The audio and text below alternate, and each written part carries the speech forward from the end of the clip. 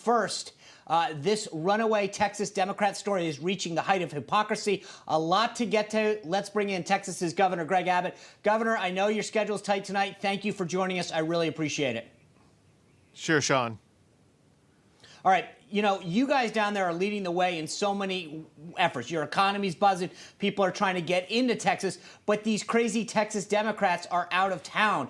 I want to point out something that I find unbelievably ridiculous. One of those state reps, Erin Zwiener, helped create and organize this neighborhood cleanup in Kyle, Texas last September. Right? She asked all the people who wanted to participate in this cleanup, which is probably a really good thing, to bring either a photo ID, a utility bill, and or a face mask. So check this out. They're okay with having photo ID and utility bills and all that to volunteer for a community cleanup, but they don't want you to have ID to vote?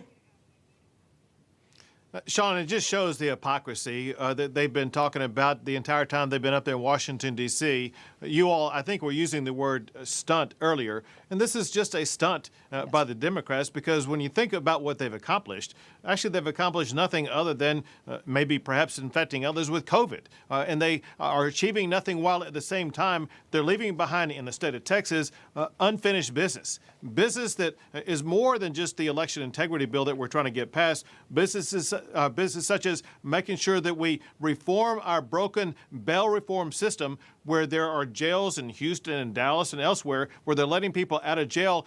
Get this, since the first time that these Democrats, they broke quorum by leaving the State House in the month of May, there have been 7 people in the state of Texas who have been killed by people who were let out on bail because of the broken bail system in the state of Texas, not counting the people who may have been raped or assaulted. So everybody in the state is endangered by the reckless behavior of these Democrats who were vacationing up in Washington, D.C., accomplishing absolutely nothing.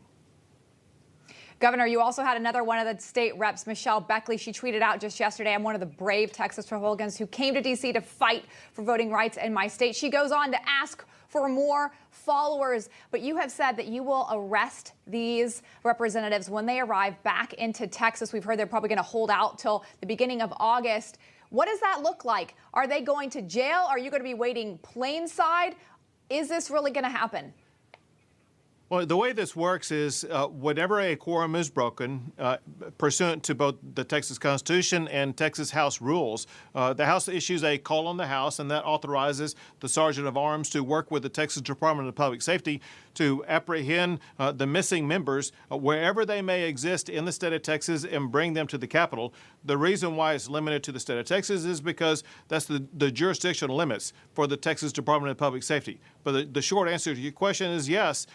In talking to the House leaders and DPS, they're prepared to make sure that they go to wherever these members are in the state of Texas and bring them to the Capitol to do the job they were elected to do.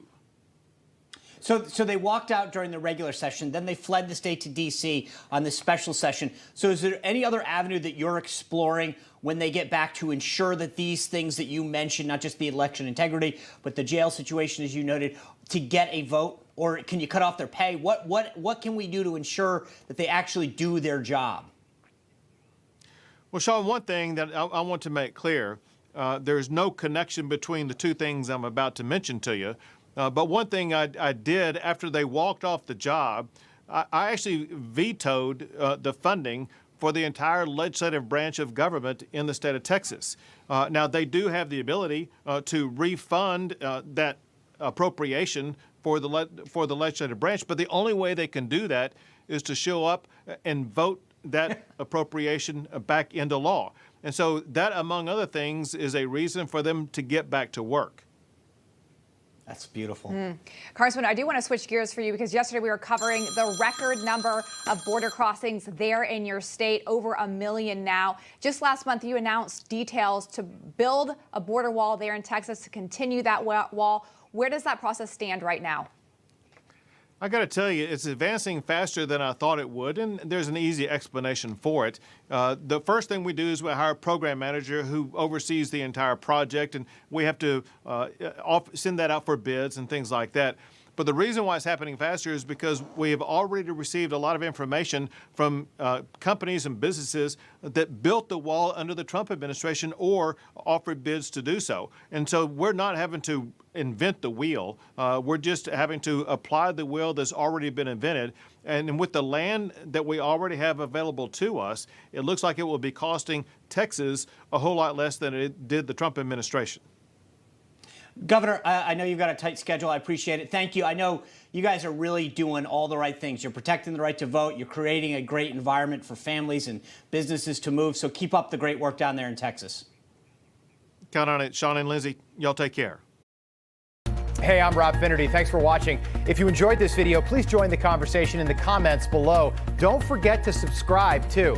Hit the bell icon to be alerted to breaking news. And remember, there's a whole lot more on Newsmax TV, America's fastest growing cable news network. Newsmax TV, where real news for real people.